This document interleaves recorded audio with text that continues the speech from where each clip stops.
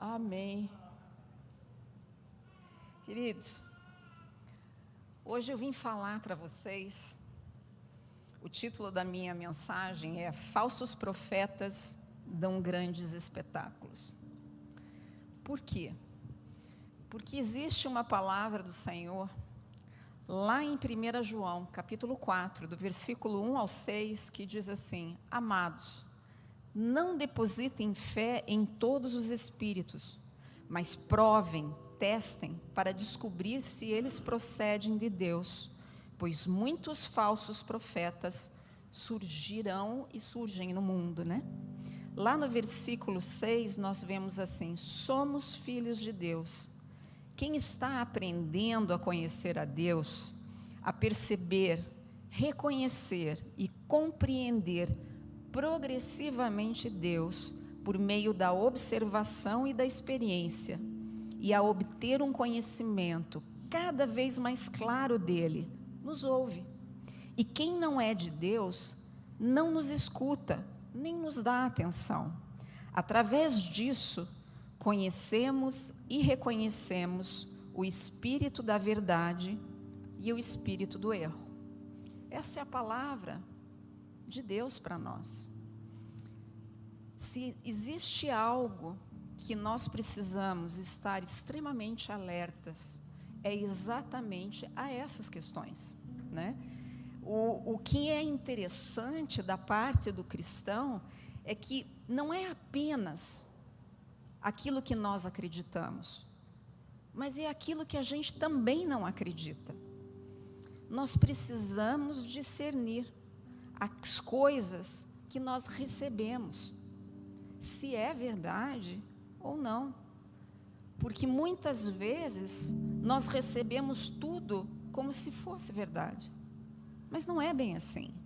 A palavra de Deus, ela fala que nos finais dos tempos se levantariam muitas pessoas que falariam, que ensinariam coisas fora da verdade de Deus.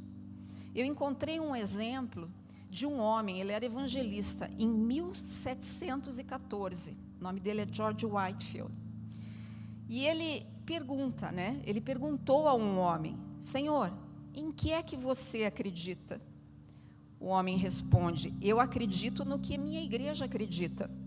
Aí ele questiona: então, o que sua igreja acredita? Ué, ela acredita no que eu acredito. E então, no que vocês dois acreditam? Nós acreditamos na mesma coisa. Isso aconteceu em 1714. Isso não é uma piada. Mas não é diferente, né, da nossa vida hoje. No que você acredita? Você acredita no que a sua igreja acredita? O que a sua igreja acredita?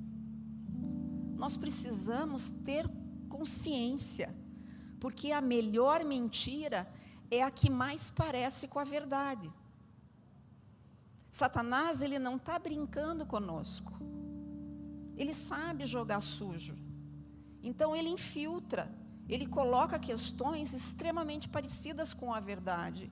E nós, muitas vezes, nos tornamos participantes quando aceitamos ingenuamente tudo o que é dito, sem passar pelo escrutínio bíblico.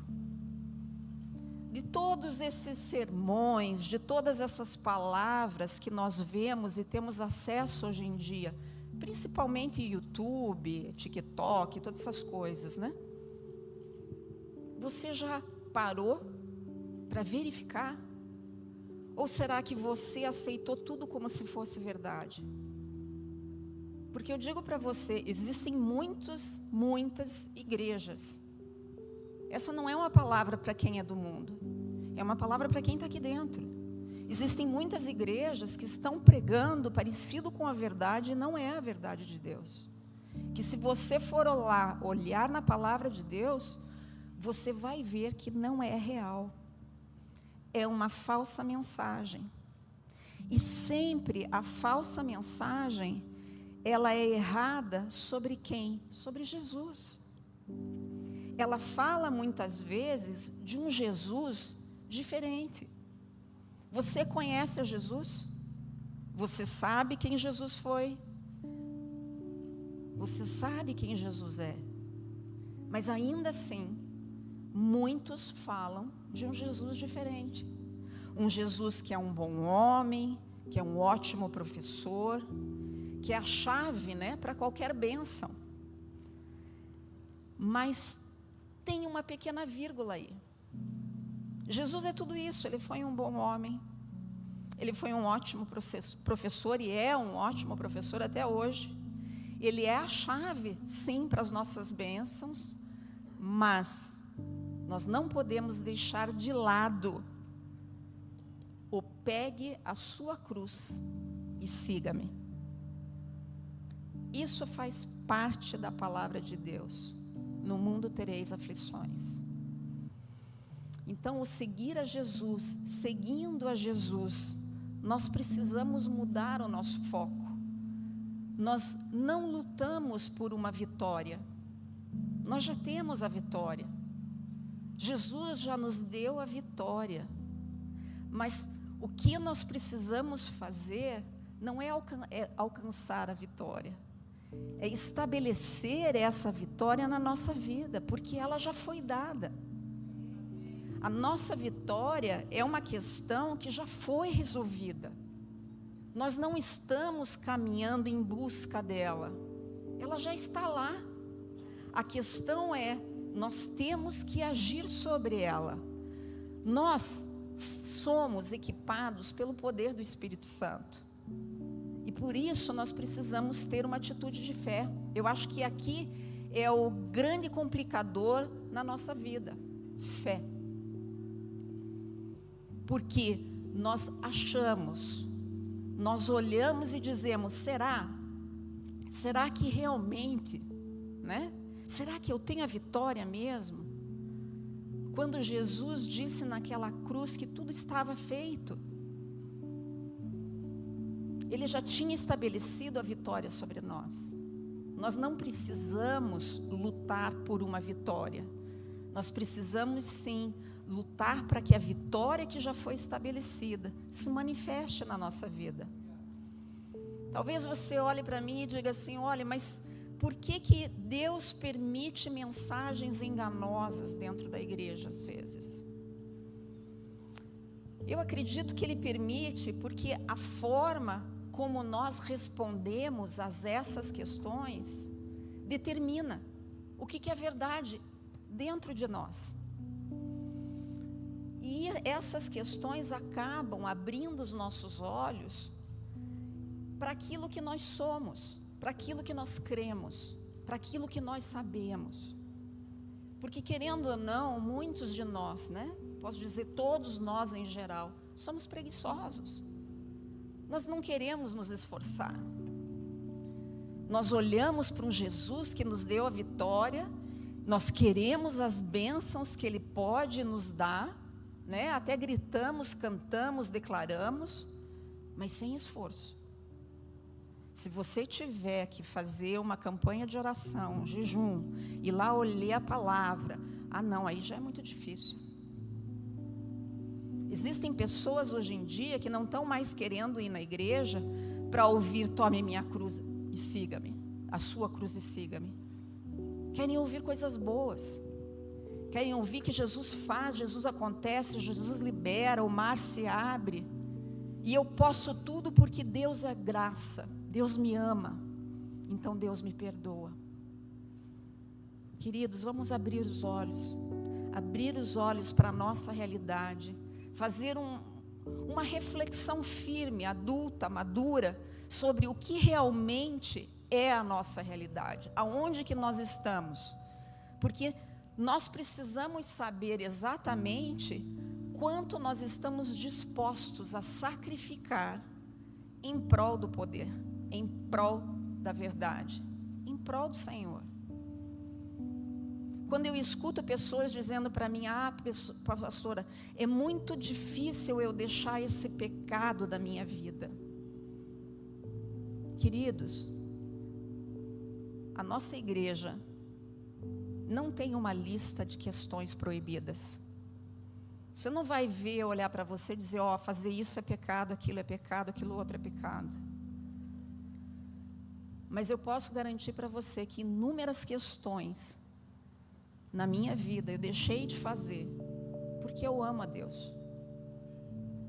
Então, quando nós entendemos que o maior divisor de águas na nossa vida é o nosso amor pelo Senhor, quando nós amamos Ele de todo o nosso coração, nós estamos dispostos. Não é uma emoção, não é um sentimento, não é uma comida, não é absolutamente nada que vai se interpor ao nosso relacionamento. Quando eu conheci o Silas, eu era bem diferente. E teve algumas coisas na minha vida que eu deixei de fazer por causa dele. Porque ele me pediu? Muito pelo contrário, Silas nunca me proibiu de absolutamente nada. Mas porque eu gostava tanto daquele rapaz, eu queria agradar a ele. Ele era bem bonito, gente. E eu queria agradar a ele. Então, eu abri mão de muitas coisas para deixar ele feliz. E com Deus, para mim, é a mesma coisa. Não é peso, porque às vezes eu vejo que tem pessoas que olham e dizem, mas é tão difícil, é um peso. Não é peso. Quando você ama, não tem peso. Quando você ama, não tem sacrifício. Quando você ama, você está disposto a tudo. Agora, nós escolhemos qual mensagem ouvir. Se nós queremos ouvir o Espírito da verdade ou do engano. Porque a mensagem do mundo, ela chama atenção. Ela é centrada no homem. E a mensagem espiritual é centrada em Jesus. Então, como é que nós podemos identificar muitas vezes? Porque não é o que dizem. É exatamente o que não dizem. Essa mensagem, ela vai sempre desculpar o pecado. Ela vai exaltar o homem. Ela vai enfatizar o ego do ser humano. A autoimagem, né? Eu preciso aparentar. Dará ao homem o direito de exercer a sua vontade. Foca no sucesso, na posição, no dinheiro, no poder, nas posses. Negligencia a própria cruz. São palavras boas, agradáveis nos nossos ouvidos. Reconforta o coração saber que Deus vai fazer tudo para nós. Mas nunca fala. Difícil falar do Jesus que nos chama para entrar no caminho estreito. Esse caminho estreito faz toda a diferença na nossa vida. Esse caminho estreito é uma escolha nossa. É uma escolha que nós decidimos fazer. É o caminho do autoexame, é o caminho da verdade, é o caminho do discipulado, que supera as dificuldades, supera a rejeição, supera as tribulações, mas tem em mente também a santidade.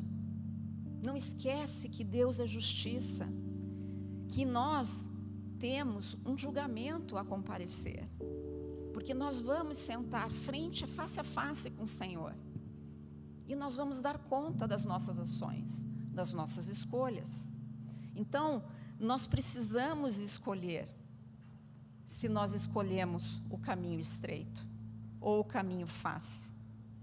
E para isso, para ter noção de onde nós caminhamos, nós precisamos conhecer sim a palavra. Não tem como não conhecer a palavra. Muitas vezes, a palavra, a Bíblia, ela é distorcida. Não só distorcida discretamente, como ela é distorcida absurdamente. Existe Bíblia hoje para todos os gostos. Existem Bíblias que foram reescritas de uma forma mais palatável. Bíblias que se adequam ao plano do homem. Qual é a Bíblia que você está lendo? Quando você medita, quando você lê, quando você busca a compreensão dos ensinamentos que está ali na palavra de Deus, você permite que o Espírito Santo te traga o discernimento, o entendimento?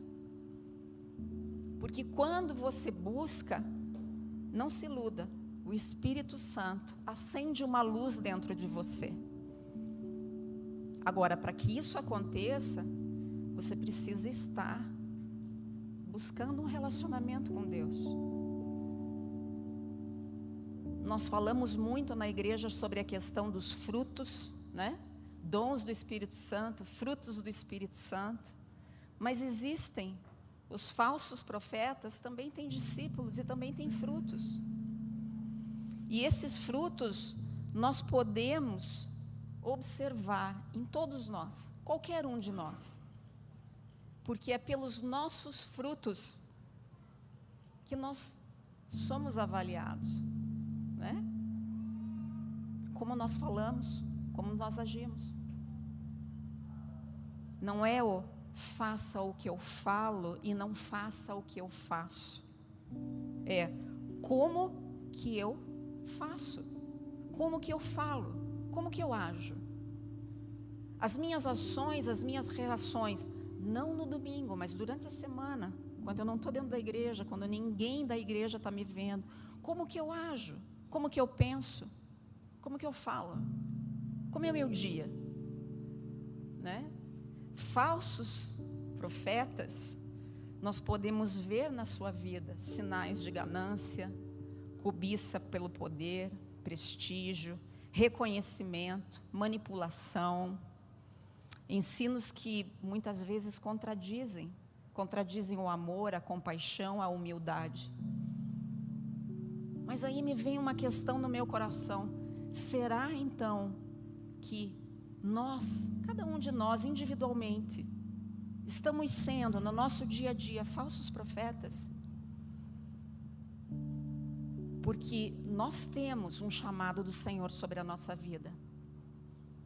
E como nós temos agido? Quando olham para a minha vida e para a sua vida, o que se vê? Não aqui na igreja, lá fora. O que é visto?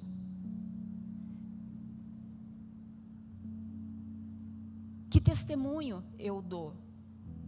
E nesse momento eu não estou me referindo a você sair falando versículo bíblico para as outras pessoas.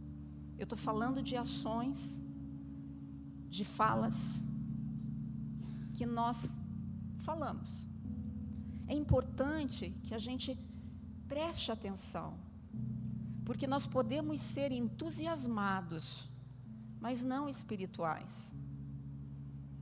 Nós podemos até ter zelo, mas não ter conhecimento bíblico, o básico.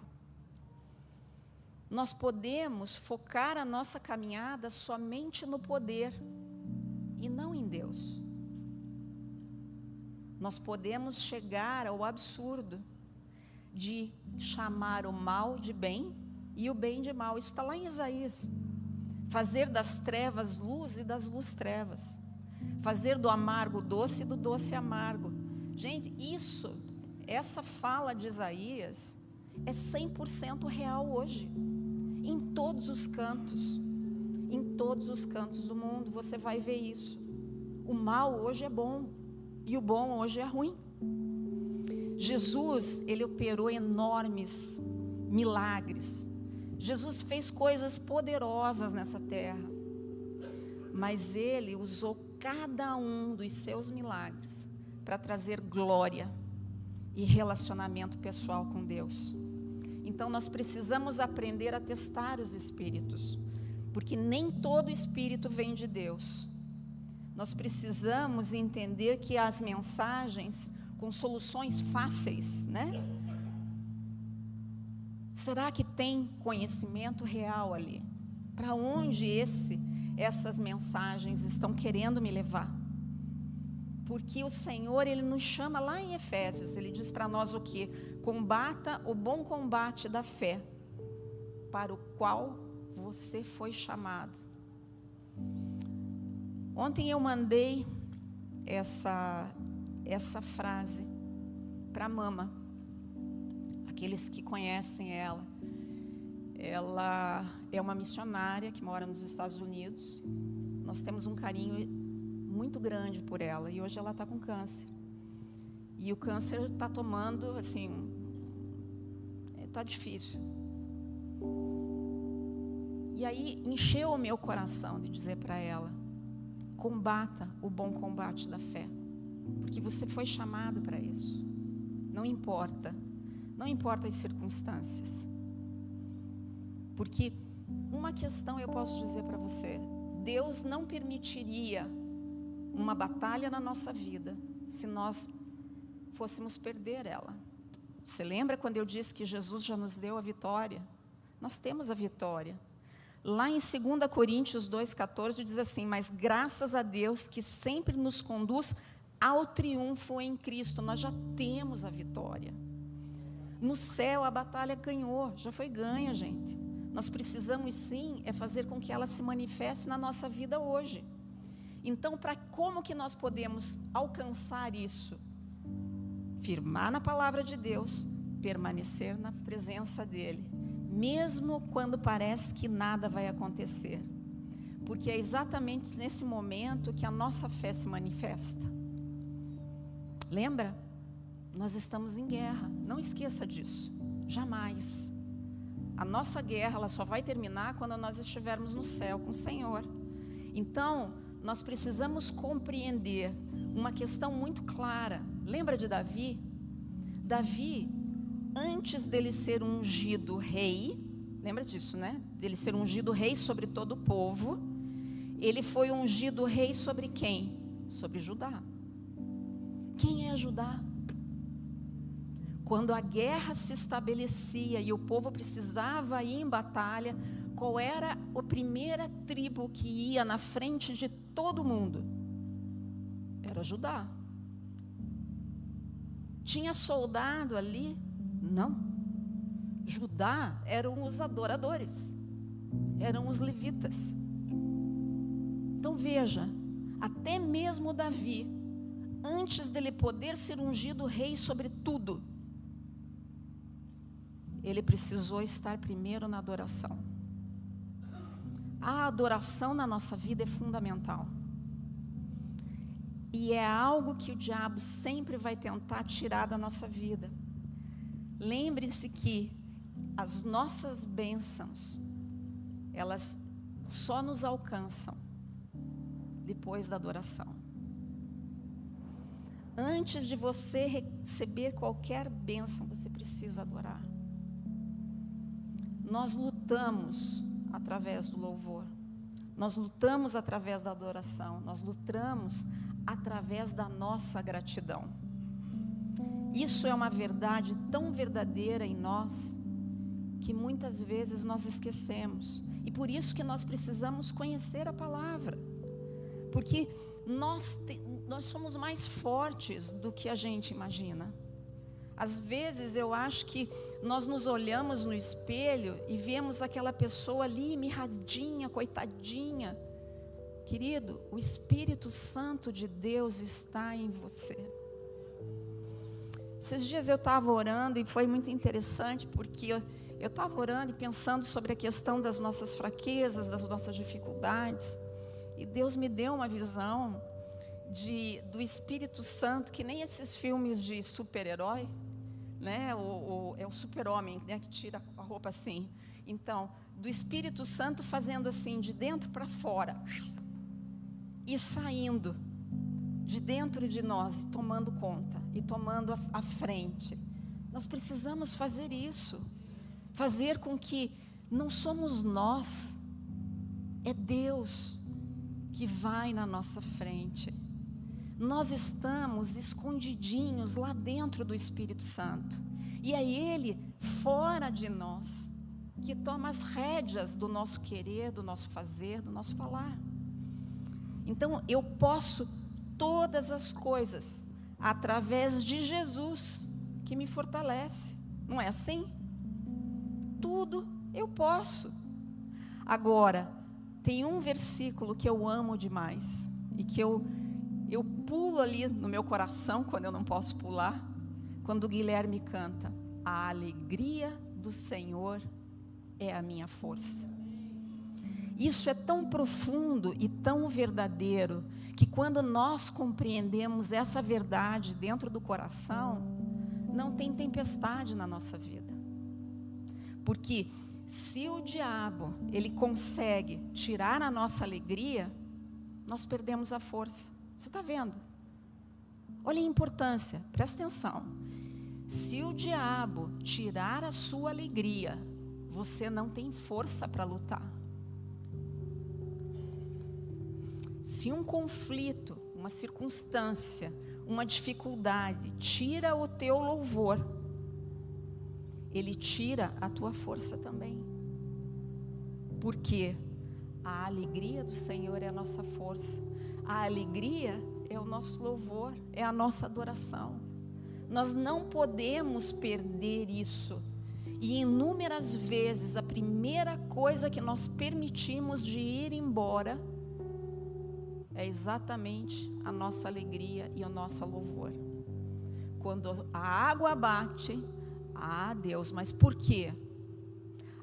Deus, mas está difícil. E aí a murmuração começa e vai, e abraça a dor, e reclama daqui, choraminga ali, vai buscar oração porque se acha incapaz de orar, né? Se acha fraco, então vai pedir oração para aqueles que você acha que tem uma oração mais forte. Se é que isso é possível, não existe uma oração mais forte, existe uma pessoa mais comprometida com Deus. Então, queridos, não permita que os conflitos roubem a tua força, a tua alegria. Nós precisamos orar, aprender a orar uma oração de fé. E essa oração de fé não tem nada a ver com o que a gente acha, não tem nada a ver com aquilo que a gente sente. Entrar em guerra com louvor, orar com fé sobre os nossos problemas, sem permitir sentimentos e palavras de dúvida. Por exemplo, Senhor, se for da tua vontade, Senhor, me cure. Querido, tem uma palavra na Bíblia que diz assim: pelas tuas pisaduras fomos curados.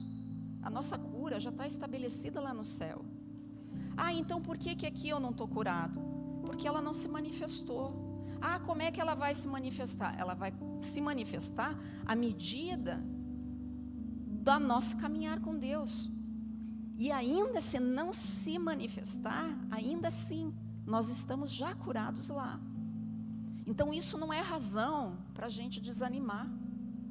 Muito pelo contrário, é razão para a gente ainda se apegar mais em Deus, declarar mais a palavra dEle. Eu consegui fazer as contas. Eu tive 4 anos de dor. Dia sim, dia também. Hora sim, hora também. E eu digo para você hoje, olhando para trás, hoje eu não estou mais sentindo nenhuma dor. Eu olho para trás para isso e eu digo assim: que bom, Senhor.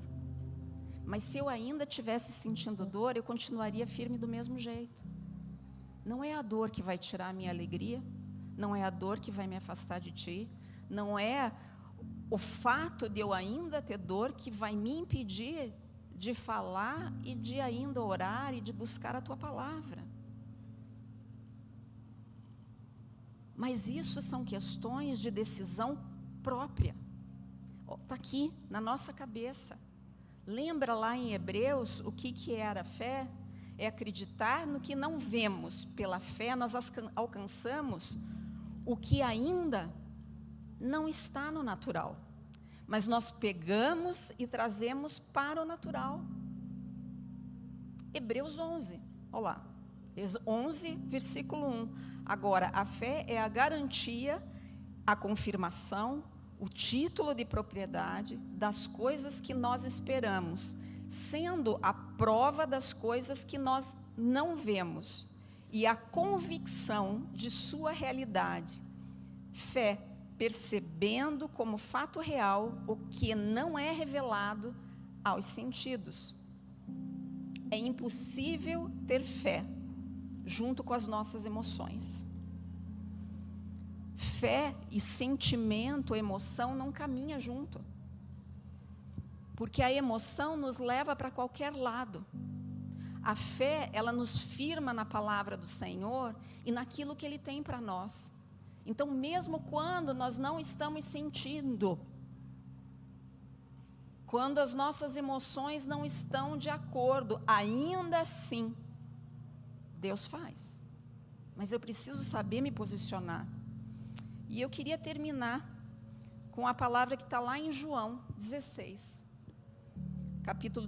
versículo 32 e 33, que diz assim: mas prestem atenção, vem a hora, e já chegou, em que todos vocês serão dispersos e espalhados, cada um para a sua casa, deixando-me só.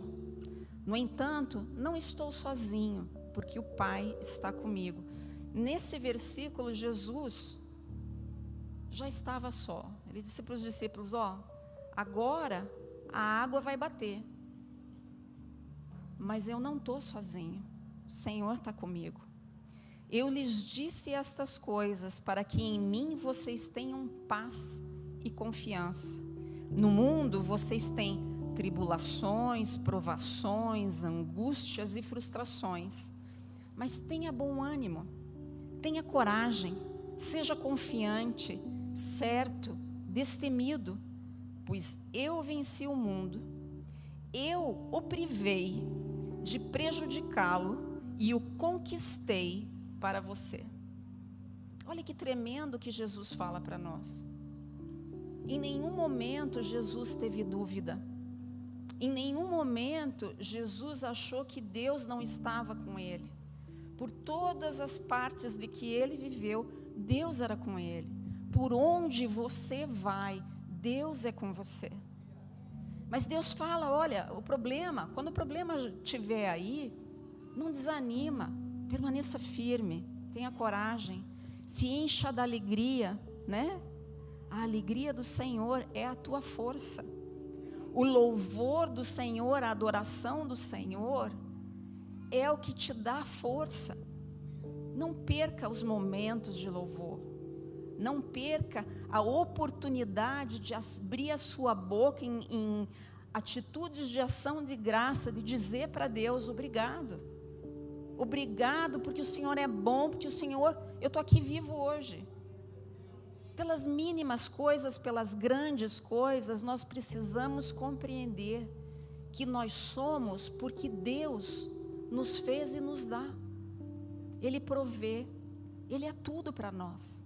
Então não desanime, porque os tempos não vão melhorar. Biblicamente, nós ainda seremos mais testados, mas se nós estivermos firmes na palavra, na oração, no louvor, com fé, nós chegamos com Deus em qualquer lugar. E eu acho que talvez esse tenha sido o segredo da vida de Paulo, porque nos momentos mais difíceis dele, que você pode ler lá no Novo Testamento, você vai ver ele não numa atitude desanimada, mas numa atitude de que não importa, eu continuo caminhando. Amém? Vamos ficar em pé. Eu gostaria de te convidar para orar comigo. Repete comigo essa oração: Senhor, conceda-me o discernimento para reconhecer a tua verdade e o teu Espírito em tudo que eu encontro. Dá-me sabedoria para examinar cada ensinamento, profecia e mensagem à luz da tua palavra. Que a tua palavra seja o padrão pelo qual eu meço as coisas. Espírito Santo, me leve a discernir o que está alinhado e não está com a tua vontade.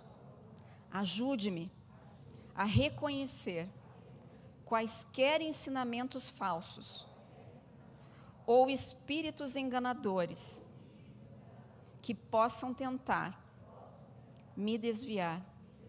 Fortaleça minha fé e convicção em tua verdade. Senhor, nas batalhas, me ensine a lutar através do louvor e da adoração.